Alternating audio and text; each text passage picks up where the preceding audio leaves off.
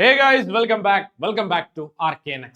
+1 ഫിസിക്സിലെ ക്രിസ്മസ് എക്സാമിന് ചോദിക്കുന്ന 1 മാർക്ക് ക്വസ്റ്റ്യൻസിന്റെ സെക്കൻഡ് പാർട്ടാണ് നമ്മൾ ഇവിടെ ഡിസ്കസ് ചെയ്യുന്നത്. സമയം വൈകിക്കാതെ ചെറിയൊരു ഡ്യൂറേഷനുള്ള വീഡിയോ ആക്കി മാറ്റാൻ നമുക്ക് ക്വസ്റ്റ്യൻസിലേക്ക് കടക്കാം. ഒന്നാമത്തെ ചോദ്യം ഇതാണ്: define power, write its units and dimension. പവറിന്റെ SI യൂണിറ്റ് എന്താണെന്ന് ചോദിച്ചു കഴിഞ്ഞാൽ നമുക്കറിയാം അത് വാട്ടാണ്. വാട്ടിനെ നമ്മൾ W എന്ന് റെപ്രസെന്റ് ചെയ്യുന്നു. Power is equal to work by time.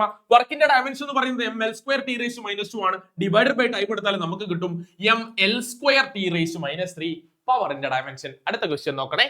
In rotation of a rigid body about a fixed axis, every particle of the body has same angular velocity. So ഒരു particle ഒരു ആക്സിസിന് ചുറ്റും റൊട്ടേറ്റ് ചെയ്തുകൊണ്ടിരിക്കുകയാണെങ്കിൽ, ഒരു body rotate ചെയ്തുകൊണ്ടിരിക്കുകയാണെങ്കിൽ ആ ബോഡിക്കകത്തുള്ള എല്ലാ പാർട്ടിക്കിൾസിനും ഒരേ angular velocity ആയിരിക്കും. അടുത്ത question നോക്കണേ. The quantity of angular velocity is angular velocity ഒരു വെക്റ്റർ ക്വാണ്ടിറ്റിയാ. അടുത്ത question: under what conditions the torque due to an applied force is zero? ടോർക്കിന്റെ ഇക്വേഷൻ നമുക്കറിയാം. എന്താ ഈ ടോർക്കിന്റെ equation? Torque tau is equal to R cross F ആണ്, അല്ലെങ്കിൽ torque tau is equal to RF sin θ ആണ്. So എപ്പോഴാണ് torque zero ആയിട്ട് മാറുക? ഒന്നുകിൽ ഫോഴ്സ് സീറോ ആകണം, F സീറോ ആയി കഴിഞ്ഞാൽ ടോർക്ക് സീറോ ആ. സോ F സീറോ ആയി കഴിഞ്ഞാൽ ടോർക്ക് സീറോ ആയിട്ട് മാറും. ഇനി അതല്ല, തീറ്റ എന്ന് പറയുന്ന R-നും F-നും റേഡിയസ് വെക്ടറിനും ഫോഴ്സിനും ഇടയിലുള്ള ആംഗിൾ തീറ്റ 0 ഡിഗ്രിയോ അല്ലെങ്കിൽ 180 ഡിഗ്രിയോ ആണെങ്കിലും ടോർക്ക് സീറോ ആയിട്ട് മാറും. അടുത്ത ക്വസ്റ്റ്യൻ നോക്കണേ.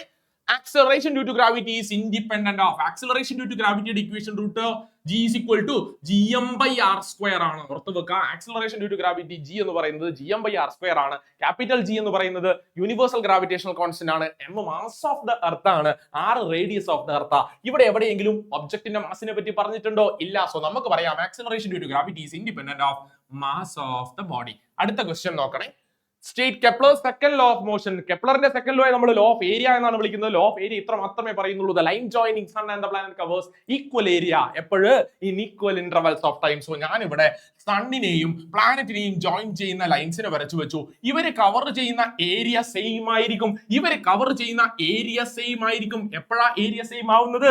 അവിടെ ടൈം സെയിം ആണെങ്കിൽ. സോ എയിൽ നിന്നും A' പ്ലാനറ്റ് ട്രാവൽ ചെയ്തപ്പോൾ അവിടെ കൺസിഡർ ചെയ്ത അല്ലെങ്കിൽ അവിടെ സ്വീപ്പ് ചെയ്ത ഏരിയ ഇവിടെ ബിയിൽ നിന്ന് B' പോകുന്ന സമയത്ത് അവിടെ സ്വീപ്പ് ചെയ്ത അല്ലെങ്കിൽ കവർ ചെയ്ത ഏരിയക്ക് ഈക്വൽ ആയിരിക്കും. എപ്പോഴും ടൈം ഇന്റർവൽ സെയിം ആണെങ്കിൽ. So the line joining sun and the planet covers equal areas in equal intervals of time എന്ന് നിങ്ങൾക്ക് ലോ ഓഫ് ഏരിയ പറഞ്ഞു വെക്കാം. അടുത്ത ക്വസ്റ്റ്യൻ നോക്കണേ. The escape speed from moon is. മൂണിൽ നിന്നും ഒരു ഒബ്ജക്റ്റിന് നിങ്ങൾക്ക് അയാളുടെ സർഫസിൽ നിന്നും പുറത്തോട്ടേക്ക് എസ്കേപ്പ് ചെയ്യിക്കണമെങ്കിൽ കൊടുക്കേണ്ട മിനിമം വെലോസിറ്റി 2.3 km/s ആണ്. അടുത്ത question: state true or false. The stretching of a coil is determined by its shear modulus. നോക്കണേ, പലർക്കും കൺഫ്യൂഷൻ ഉണ്ടാക്കുന്ന ഒരു ക്വസ്റ്റ്യൻ ആണ്. ഇവിടെ സ്ട്രെച്ചിങ് ഓഫ് ദ കോയിൽ എന്നാ പറഞ്ഞത്. എന്ന് പറഞ്ഞാൽ കോയിലിന്റെ ഷേപ്പിന് ചേഞ്ച് വന്നു. ചേഞ്ച് ഓഫ് ഷേപ്പ് ആണ്. ചേഞ്ച് ഓഫ് ഷേപ്പ് ആണെങ്കിൽ കൃത്യമായിട്ട് നിങ്ങൾ മനസ്സിലാക്കി വെക്കാം. ഷേപ്പിന് ഉണ്ടാകുന്ന ചേഞ്ച് ആണെങ്കിൽ അത് ഷിയർ മോഡുലസ് ആയിരിക്കും. ഇനി കൺഫ്യൂഷൻ വേണ്ട. ഷേപ്പിൽ മാറ്റമുണ്ടോ? അത് ഷിയർ മോഡുലസ് ആയിരിക്കും. അടുത്ത ക്വസ്റ്റ്യൻ നോക്കണേ. Substances which can be stretched to cause large strain are called. ചെറിയ സ്ട്രെസ് കൊടുക്കുമ്പോൾ തന്നെ വലിയ സ്ട്രെയിൻ ഉണ്ടാക്കുന്ന മെറ്റീരിയൽസിനെ നമ്മൾ ഇലാസ്റ്റോമേഴ്സ് എന്നാണ് വിളിച്ചത്. എക്സാമ്പിൾ ചോദിച്ചു കഴിഞ്ഞാൽ പറഞ്ഞു വെക്കാം. എക്സാമ്പിൾ ചോദിച്ചാൽ അയോട്ട പറയാം. അയോട്ട എന്ന് പറയുന്നത് ഹാർട്ടിലുള്ള ബ്ലഡ് വെസൽ ആണ്. അതുപോലെ തന്നെ റബ്ബറും പറഞ്ഞു വെക്കാം. സോ റബ്ബർ, അയോട്ട എന്ന് പറയുന്നത് ഇലാസ്റ്റോമേഴ്സിന് എക്സാമ്പിൾ ആണ്. അടുത്ത question: state Hooke's law. Hooke's law പറയുന്നത് ഇത്രയേ ഉള്ളൂ. ഇലാസ്റ്റിക് ലിമിറ്റിനകത്ത് സ്ട്രെസ് എന്ന് പറയുന്നത് സ്ട്രെയിനിന് പ്രൊപ്പോർഷണൽ ആയിരിക്കും. സ്ട്രെസ് ബൈ സ്ട്രെയിൻ എന്ന് പറയുന്നത് ഒരു കോൺസ്റ്റന്റ് ആയിരിക്കും. ആ കോൺസ്റ്റന്റിനെയാണ് നമ്മൾ മോഡുലസ് ഓഫ് ഇലാസ്റ്റിസിറ്റി അല്ലെങ്കിൽ ഇലാസ്റ്റിക് മോഡുലസ് എന്ന് വിളിക്കുന്നത്. അടുത്ത ക്വസ്റ്റ്യൻ നോക്കണേ. The ratio of longitudinal stress to longitudinal strain. Longitudinal സ്ട്രെസിന്റെയും ലോഞ്ചിറ്റ്യൂഡിനൽ സ്ട്രെയിനിന്റെയും റേഷ്യോ എന്ത് വിളിച്ചു? യങ്സ് മോഡുലസ് എന്ന് വിളിച്ചു. ഇനി ടെൻസൈൽ സ്ട്രെസിന്റെയും ലോഞ്ചിറ്റ്യൂഡിനൽ സ്ട്രെയിനിന്റെയും റേഷ്യോ ചോദിച്ചാലോ അതും യങ്സ് മോഡുലസ് തന്നെ. അടുത്ത പ്രധാനപ്പെട്ട ക്വസ്റ്റ്യൻ നോക്കാം. Equation of continuity deals with law of conservation of mass. Equation of continuity law of conservation of mass ആണ് പറഞ്ഞു വെക്കുന്നത്. അടുത്ത question, the last and final question: the pressure at A depth below the surface of a liquid open to the atmosphere is greater than atmospheric pressure. The excess pressure at a depth is called.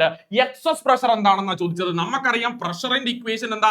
പ്രഷറിന്റെ equation P is equal to PA plus H rho G ആണ്. the pressure at a depth H. ഇവിടെ നിന്നും P minus PA എടുത്തു. P minus PA എടുത്താൽ എനിക്ക് എന്താ കിട്ടുക? P minus PA എടുത്താൽ എനിക്ക് excess pressure കിട്ടും. ഈ excess പ്രഷറിനെ നമ്മൾ പേരിട്ട് വിളിക്കുന്നത് H rho G എന്നാണ്, അല്ലെങ്കിൽ ഗേജ് പ്രഷർ എന്നാണ് വിളിക്കുക. എന്താ വിളിക്കുക? excess പ്രഷറിനെ P minus PA നമ്മൾ പേരിട്ട് വിളിക്കുന്നത് ഗേജ് പ്രഷർ എന്നാണ്. So the correct answer is gauge pressure. Set അല്ലേ? ബൈ.